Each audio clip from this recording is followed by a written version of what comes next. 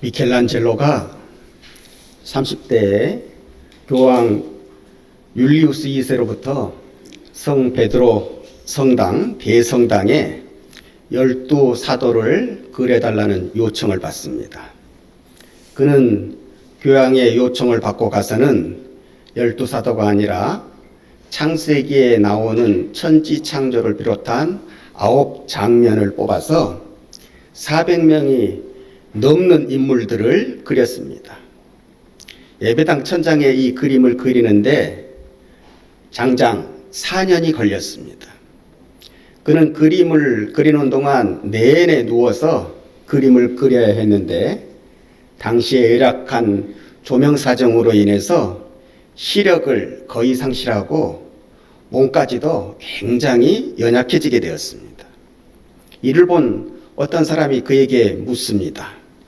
이 시스타나 예배당의 천장을 과연 몇 사람이나 본다고 그렇게 몸까지 상해가면서 그토록이나 열심히 그림을 그릴 필요가 있겠습니까? 그러자 미켈란젤로는 이렇게 대답합니다. 하나님이 보십니다. 여러분은 하나님이 이 세상에 어떻게 존재하며 어떻게 활동하신다고 생각하십니까? 오늘 성경 말씀은 한마디로 이렇게 우리에게 알려줍니다. 은밀한 중에, 은밀한 중에 계시며 은밀하게 활동하신다는 것입니다. 성경의 원뜻으로 보면 보이지 않게 하신다는 것입니다. 알려지지 않게 하신다는 것입니다. 알지 못하게 하신다는 것입니다. 영화 배우들이요, 자신들이 출연한 영화를 개봉할 때면은 요란합니다. 팬들을 초청해서 시사회를 열어서 감독, 배우, 너나 할 것 없이 나와서 무대 인사를 하는데 자신들이 무슨 뜻에서 이런 영화를 만들었는지, 이 영화를 위해서 얼마나 자신들이 고생했는지, 노력했는지, 자신들의 존재를 나타내는 자신들의 수고와 헌신을 드러내는 데에 최선을 다합니다. 열심을 다합니다. 그러나 우리 하나님은 그렇지 않습니다. 하나님께서는 자신의 존재를 드러내고 자신의 존재를 나타내는 데에는 별 관심이 없어 보이십니다.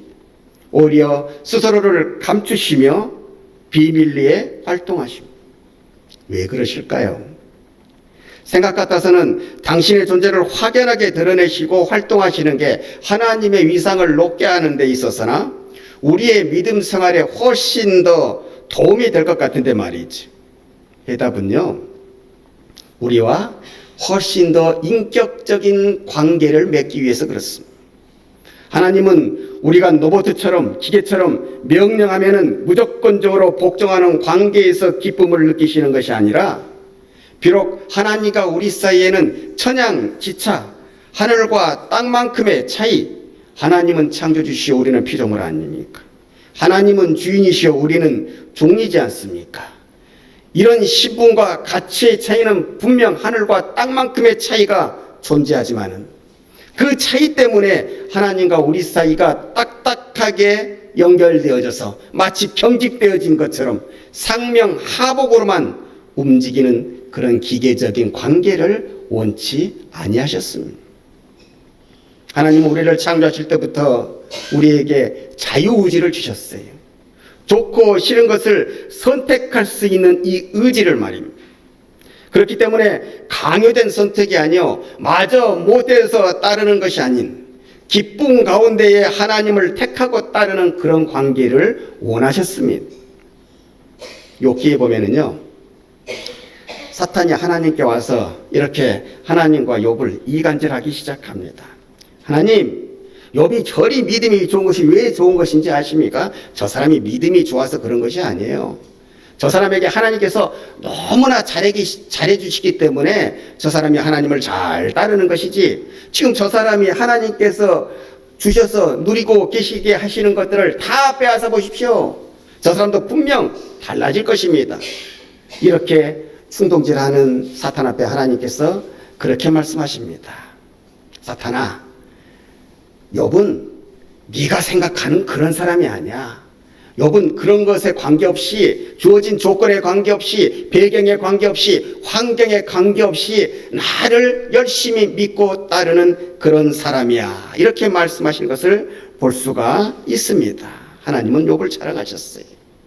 비록 하나님과 욥 사이에는 창조주와 피조물이라고 하는 큰 차이가 있었지만은 하나님께서는 당신께서 선택하신 그 피조물인 욥을 통하여서 하나님께서는 기뻐하시고 더 나아가서 자랑받기를 원하셨습니다. 마찬가지로 하나님께서는 우리와의 관계성 속에서 상명하복이 아니라 기계적인 명령과 순종이 아니라 그것을 훨씬 뛰어넘어서는 정말 아름답고 성숙한 관계인 우리가 진실로 우리가 선택하고 하나님을 따르는 그런 관계를 원하셨다는 말씀입니다. 그런 관계를 원하셨기에 지금도 은밀한 중에 존재하시며 은밀한 중에 우리를 보고 계시는 것입니다. 이 하나님의 존재를 어떻게 느끼고 사느냐에 따라서 그 삶의 모습도 그 운명도 달라지게 되는 것입니다.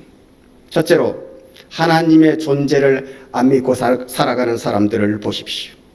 은밀하시다는 게 그 말 뜻대로 안 보인다는 것이지 없는 것은 아니시지 않습니까? 그러나 이런 하나님의 존재를 모르는 사람들은 하나님 무서운 줄 모르고 하나님을 모독하고 그 믿는 사람들을 능멸합니다. 이런 사람들이 가지는 결과는 결국에는 패망이요 멸망입니다. 창세기 6장에 보면은 그 6장 이하에 쭉 보게 되면은요, 노아라고 하는 사람이 나오죠. 이 노아라고 하는 사람이 120년간 아라랏산에서 인내로 방주를 만듭니다. 바닷가도 아닌 산 정상에서 120년 동안 배를 만드는 것을 보면서, 배를 짓는 것들을 보면서 그를 알고 있는 사람들이 가만히 있었겠습니까? 여보시오 노아 양반, 폰씨 배는 바닷가에서 만들어야 되는 것이 상식이거늘 당신은 왜 산에서 배를 만들고 계시오? 그것도 무려 수십 년에 걸쳐서 100년에 넘어가도록 이렇게 배를 계속해서 만들고 계시는 것이오. 이때 노아가 숨기지 않고 사실대로 말했을 것 아닙니까? 내가 이 산에서 배를 만드는 이유는 내가 모시는 하나님께서 하시는 일을 내게 알려주셨기로 이 땅에 제약이 너무 가득 차서 보시기 역겹다 하셨어. 그래서 나에게 말씀하시기를 때가 되면은 이 땅을 심판해 싹 쓸어버리기로 작정하셨다고. 그래서 나는 그 말씀에 따라서 여기서 배를 짓고 있는데, 내가 이 배를 짓고 있는 기간 동안에 여러분들도 지금의 현실에서 벗어나 회개하고 나와 같이 함께 한다면 구원의 반열에 들어갈 수 있을 것이요. 이렇게 하나님의 존재와 그 말씀, 그 하실 미래 일들을 얘기해 줘도 하나님의 존재를 믿지 못하는 사람들은 받아들이기는커녕 더욱더 길길이 날뛰는 것입니다. 하늘이 이리 멸정한데 네가 배를 짓고 있는 이 120년 동안 이렇게 정말 큰 홍수라도 나본 적이 없는데 어찌 이후에 이 모든 세상을 잠재울 수 있는 홍수가 올 수 있다고 생각하느냐? 저 하늘을 보면 그 징조를 알 수 있지 않아요? 오히려 자기들의 지식을 내세워서 이 노아를 조롱했을 때 마지막에 그들의 결과는 멸망으로 달려갔음을 우리가 성경을 통해서 깨달을 수 있습니다. 둘째로 하나님의 존재를 두고 긴가민가하는 사람들이 있어요. 하나님을 믿노라 하면서도 하나님의 존재에 대해서 확신이 없이 살아가는 사람들이 있어요. 이런 사람들은 세상을 어떻게 살아가느냐, 자기의 삶을 어떻게 주장해 나가느냐, 자기 소견에 자기 생각에 옳은 대로 결정을 하고 살아갑니다. 그렇기 때문에 그 행실에는 필연적으로 외식주의가 나타날 수밖에 없습니다. 오늘 주님께서 그걸 지적하고 계시는 거예요. 5절에 또 너희는 기도할 때에 외식하는 자와 같이 하지 말라. 그들은 사람에게 보이려고 회당과 큰 어귀에 서서 기도하느니라. 외식이란 성경 원뜻으로 보게 되면 광대짓을 한다는 것입니다. 연기를 한다는 것입니다. 왜 기도를 하면서 연기를 합니까? 왜 신앙생활을 하면서 연기를 합니까? 하나님의 존재에 대해서 확신이 없으니 긴가민가하니 사람에게 잘 보이려, 사람에게 인정받으려 연기를 한다는 것입니다. 그래서 회당과 큰 거리 어귀, 사람이 많이 모이는 곳으로 찾아가서 기도하게 되는 것입니다. 사랑하는 여러분, 신앙생활 속에 경건이 없으면 그 신앙생활은 필히 타성으로 젖어듭니다. 타성이란 마음이 결여된 형식적 행동을 말하는 것입니다. 이것은요, 하나님이 받아들이지 않습니다. 아담과 하와에게는 두 아들이 있었지. 여러분들도 이름을 다 아실 것입니다. 가인과 아벨이라고. 가인과 아벨은 부모한테 신앙교육을 잘 처음에는 받았습니다. 하나님이 어떤 분이시며 에덴 동산이 어떤 것이며 왜 쫓겨나게 되었는지 아담과 하와로부터 신앙교육을 잘 받았습니다. 그래서 이들을 보면 하나님께 제사를 드릴 줄 압니다. 요즘식으로 말씀드리면 하나님께 예배 드릴 줄 아는 사람으로 살았다는 것입니다. 그런데 하나님께서는 이 두 사람이 똑같이 예배를 드리는데 가인의 예배는 받아들이시지 아니하시고 아벨의 예배만 받아들이셨어요. 이유는 타성이었습니다. 가인의 직업은 농사꾼이었고 아벨은 목축업을 하는데 가인은 하나님께 예배를 통해서 제물을 드릴 때에 어떻게 했습니까? 자기가 가지고 있는 그 수확물 중에서 이거 뭐 드릴 만한 것 있나? 거기에서 자기 기분에 내키는 대로 오늘은 뭐 이거 드려보지 하고 그것을 가져다가 하나님께 드렸습니다. 대충 하나를 툭 집어서 드렸다 이 얘기. 아벨은 자기가 기르는 양들 중에서 가장 좋은 것을 선별합니다. 그리고 그 좋은 양으로 하나님께 제물을 드렸습니다. 이 둘 차이가 무엇입니까? 똑같이 예배를 드렸지만은, 똑같이 제사를 드렸지만은 가인은 계속 드리는 제사의 타성에 젖어 그저 형식적으로 제물을 바쳤고요. 아벨은 계속되는 제사에도 예배에도 불구하고 정성을 다해서 하나님께 제물을 바친 것입니다. 그래서 아벨의 예배는 하나님께서 연락하시고 가인의 예배는 가인의 제물은 하나님께서 물리치신 것입니다. 이 시대나 지금의 시대나 하나님의 존재를 잊어버리면 타성해졌고 타성에 젖으면 외식하는 모습이 나타날 수밖에 없습니다. 오늘 본문 말씀을 보십시오. 회당과 큰 거리에서 기도하는 자가 누구이겠습니까? 바로 바리새인입니다. 종교 지도자들입니다. 당시로 말하면 율법의 전문가들입니다. 그런데 그들이 왜 회당과 큰 거리에서 기도합니까? 보여주기 위해서. 누구에게? 하나님이 아니라 사람에게. 눈이 어두워져서 하나님이 안 보이니 은밀하게 계시는 하나님의 존재가 느껴지지 아니하고 생각이 나지 아니하니 그러니 자연히 사람만이 그들의 눈에 밟혀질 뿐이요 보일 뿐이요 그러니 하나님께 드려야 되는 기도조차도 사람에게 드리려고 사람에게 보이려고 큰 거리에 나가서 자랑 삼아 기도하게 되는 것입니다. 그래서 그들의 기도가 이루어지지 않았고 하나님께서도 주님께서도 말씀하시기를 너희들은 심히 너희의 상을 받았느니라 말씀하여 주셨습니다. 마지막으로 하나님의 존재를 확실히 믿는 사람들을 보십시오. 이런 사람들의 특징은 하나님의 존재를 확실히 믿기에 자랑하기 위하여 외식하지 않습니다. 자기의 자랑을 구하지 않는다는 얘기. 자기의 영광을 구하지 않습니다. 무슨 일을 해도 하나님의 영광이 우선이 됩니다. 다메섹 도상에서 부활하신 예수님을 만나서 회심한 바울을 여러분들이 잘 알고 계시죠. 그분의 인생은 참 이렇게 우리가 뭐 무 자르듯이 두부 자르듯이 탁 갈라집니다. 예수님 믿기 전과 예수님 믿은 후. 예수님 믿기 전의 이름이 뭐예요? 사울입니다. 이 사울이라고 하는 단어의 뜻은 큰 자라고 하는 뜻. 예수님 믿기 전에는 자신은 큰 자요. 또한 그 큰 자가 되기 위해서 살았습니다. 자랑하기 위해서 살았다 이 말이에요. 그러나 예수님을 믿은 후에는 그 이름을 바꾸게 되잖아요. 여러분이 잘 알고 계시는 바울은 작은 자라고 하는 뜻입니다. 그러니까 예수님을 만나기 전에는 그는 자신의 자랑을 위해서 살았다면 예수님을 만난 후에는 이제는 예수님의 자랑, 하나님의 자랑을 위한 사람으로 180도 다르게 살았습니다. 이런 사도 바울이지만 부득불 복음을 전하기 위해서 자신을 자랑할 때가 있어야 했습니다. 왜 이 자랑을 했냐면 세상은요 참 우리의 진심을 잘 받아들여주지 않을 때가 많아요. 우리는 그렇게 어떤 뜻이 있어서 깨달은 것이 있어서 선하게 겸손하게 나아가려고 하는데도 세상은 그것을 그대로 받아들여주지 않고 그것을 더 나쁘게 왜곡하게 꼬아서 우리를 비난거리로 삼으려고 하는 그런 경우도 많이 있고 그런 사람들도 많이 있다는 사실입니다. 겸손하고 선한 행동을 하면 좋게 보아줘야 되는데 오히려 그것을 우리의 약점으로 생각하고 공격하는 사람들이 이 사도 바울에게도 있었다 이 말씀입니다.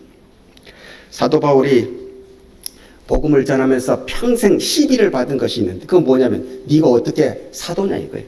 사도직에 대한 시비를 평생을 가지고 살았습니다. 어떤 곳에 가서 교회를 잘 세워서 정말 하나님의 은혜 안에 다른 분에게 양도하고 또 다른 곳에 가서 복음을 다 전하고 또 세우면 그러나 어느 곳에서든지 사도 바울을 끊임없이 괴롭혔던 것이 있었는 것이 바로 사도직에 대한 시비였습니다. 이유는 단위가 하나예요. 사도들은 공생에 예수님이 이 땅에 계실 때에 제자로서 선택을 받아야 되는데 너는 그런 게 없지 아니하냐. 너는 그때 오히려 예수님의 반대편에 서 있지 아니하냐. 그런데 네가 왜 사도라고 스스로 칭하고 다니느냐. 여기에서부터 시작해가지고 이제는 줄줄이 외모가 형편없다고 하는 것까지 말과 행실이 다르다고 하는 것까지 하나하나 시비를 걸어서 이렇게 얘기를 하게 되는데 바로 이런 약점들 때문에 사도 바울이 자격지심에 자기를 낮추면서 자기 자랑은 할 줄 없는 사람으로 살아간다고 하는 거예요. 다른 사람들은 다 자랑하고 살아가는데 저 사도 바울이 그렇게 하지 못하는 이유는 바로 그 자격지심, 약점이 많았어야 이렇게 얘기를 했다는 것이죠. 이런 그가 하다 안 되겠다 싶어 복음을 전하기 위해서 복음을 수호하기 위해서 자기 자랑을 어쩔 수 없이 하게 된 경우가 성경에 한두 번 나오게 되는데 이렇게 기록되어 있습니다. 사도행전 22장 27절로 29절에 천부장이 내게 와서 바울에게 말하되 내가 로마 사람이냐 내게 말하라. 가로되 그러하다. 천부장이 대답하되 나는 돈을 많이 들여 이 시민권을 얻었노라.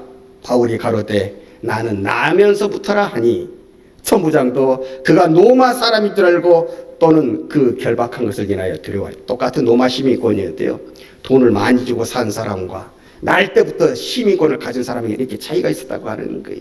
천부장이 날 때부터 로마의 시민권을 가진 그를 결박한 것을 두고 오히려 두려워했다고 성경은 그렇게 기록해요. 이렇게 세상적인 배경을 엄청나게 뛰어난 사람이 바로 사도 바울이었습니다.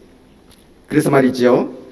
사도 바울이기에 다른 사도들과 달리 순교할 때 그토록 괴롭다고 하는 십자가형을 사도 바울은 받죠. 똑같이 순교를 하는데 다른 11 제자에게는 다 십자가에 예수님을 전했다는 이유로 복음을 전했다는 이유로 다 십자가에 못 박혀서 죽게 하는데 사도 바울에게는 십자가에 못 박혀서 죽게 하지 않냐고 그냥 참수형으로 목을 쳐서 죽게 합니다. 왜냐하면 로마법에 그것이 있거든요. 로마의 시민권을 가진 자는 아무리 큰 죄를 지었다고 서로 그것이 반역죄라고 할지라도 나라를 전복시키는 죄라고 할지라도 그 사람을 십자가형으로 언도할 수는 없다. 그렇게 죽여서는 너무 고통스럽기 때문에 로마의 시민권을 가진 자에게는 그런 고통으로 사형을 내릴 수 없다 해서 그 법 때문에 그는 십자가에 달리지 아니하고 로마에서 참수형으로 순교를 하였던 것입니다. 또 유대인을 향하여서도 이렇게 말씀합니다. 빌립보서 3장 5절의 말씀. 나는 8일 만에 할례를 받고 이스라엘 족속이요 베냐민 지파요 히브리인 중에 히브리인이요 율법으로는 바리새인이라. 좀 더 의역해서 말씀드리면 나는 길리기아 다소라고 하는 곳에서 났지만은 나는 제외 유대인이지만은 나는 일반 유대인들보다도 정통 유대인들보다도 훨씬 더 유대인의 교육을 잘 받았다 이거예요. 언어도 여러 가지 언어를 다 한다. 몇 개국을 한다 이 말이에요. 헬라어도 잘하고 히브리어도 잘하고 모든 면에 있어서 나는 부족한 것이 없는 사람이라. 이런 사회적 배경, 세상적인 배경을 가진 사도 바울이지만 복음을 전하면서 가장 꺼림칙하게 생각했던 것이 스스로를 내세우는 일이었습니다. 그래서 어찌할 수 없어서 자랑할 때가 되면 그는 항상 이렇게 양해를 구했어요. 듣는 사람들이요. 어리석지만 내가 이렇게 어리석게 자랑하는 것을 좀 용납해다오. 복음을 위해서이다. 이렇게 말하고 있습니다. 이렇게 겸손 안 해도 될 테인데 애써 겸손하며 조심 안 해도 될 테인데 그토록이나 또 조심하며 한 사람이라도 마음의 시험에 들지 아니하고 복음의 길로 합당하게 세우고자 했던 이 사도 바울의 마음이 어디에서부터 출발했겠습니까? 바로 하나님을 의식하고 우리의 눈에는 보이지 않냐. 은밀한 가운데 계신 하나님께서 지금도 보고 계시기 때문에 나는 그 하나님의 존재를 확실하게 믿고 살기 때문에 나는 하나님의 영광을 위하여 이 순간도 조심조심하며 살아가고 있습니다. 이렇게 자신의 신앙을 고백하고 있는 것입니다. 성경의 한 페이지 한 면을 위대하게 장식한 사람들은 다른 사람들이 아닙니다. 하나님의 존재를 의식하고 산 사람들. 하나님이 지금 이 순간도 나를 보고 계신다고 하는 것을 확실히 느끼고 살아간 사람들이었습니다. 시편 139편에서 다윗은 이렇게 얘기합니다. 여호와여, 주께서 나를 살펴보셨으므로 나를 아시나이다. 이 지식이 내게는 너무 기이하고 신비하고 높으니 내가 주의 영을 떠나서 어디로 가며 주의 앞에서 어디로 피하리까. 이 시편 139편은요 은밀하게 계시는 하나님에 대한 찬양을 얘기하고 있는데 24절이나 되지만은 이 가운데 모든 주제가 은밀한 중에 계시는 하나님, 은밀한 중에 날 쳐다보시는 하나님, 그 하나님의 존재를 얘기하고 증거하고 고백하고 있습니다. 이 고백대로 그는 일평생 어디에서든지 잘 살든지 못 살든지 힘들었든지 힘이 들지 않아요. 시험 가운데 있든지 아니면 평안한 가운데 있든지 늘 하나님을 의식하고 살려고 최선을 다했습니다. 예나 지금이나 은밀한 중에 보고 계시는 하나님께서 변치 않고 하시는 일이 있습니다. 그 믿음대로 그 행한대로 갚아주시는 것입니다. 6절의 말씀에 너는 기도할 때 골방의 문을 닫고 은밀한 중에 계시는 내 아버지께 기도하라. 은밀한 중에 보시는 내 아버지께서 갚으시리라. 내 아버지께서 갚으시리라. 신학자들은 이 문장을 놓고 이 보상을 놓고 천국에 가는 것이라고 이야기하지만 사랑하는 여러분, 하나님의 보상이 어찌 천국에서만 이루어지겠습니까? 천국에서도 이루어지고 이 땅에서도 이루어지는 것입니다. 천국과 이 땅도 우리 하나님께서 같이 통치하고 계시기 때문이죠. 다윗과 바울을 보십시오. 다윗은 양치는 목동에서 살았지만 늘 하나님을 의식하는 삶을 살았기 때문에 이스라엘의 50명이 넘는 임금들 중에서도 가장 위대한 임금으로 하나님께서 만들어 주셨습니다. 사도 바울은 평생 동안 사도직에 대한 시비를 달고 살았지만은 하나님 앞에 늘 겸손하고 하나님을 의식하는 자로서 그 생을 살아갔기에 오늘날 보게 되면은 사도들 중에 가장 위대한 사도 중에 한 명으로 세워지고 보여지고 있는 것 아니겠습니까? 하나님께서는 이렇게 갚아주시는 것입니다. 지금뿐만 아니라 계속해서 갚아주시는 것입니다. 그래서 히브리서 11장 6절은 이렇게 말씀합니다.